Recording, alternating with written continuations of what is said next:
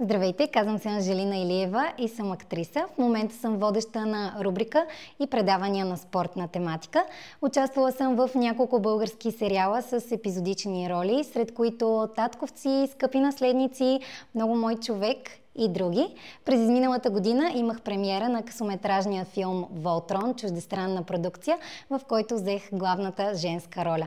Участвала съм и в няколко постановки, сред които Делавера за леваци в ролята на Линда, Вляво от асансьора в ролята на Ева, Всяка есенна вечер в ролята на Анна, както и други. Сред специалните ми умения са това, че мога да говоря 3 езика: български, английски и руски.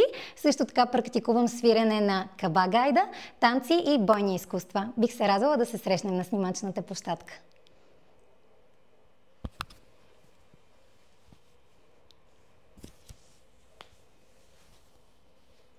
Благодаря!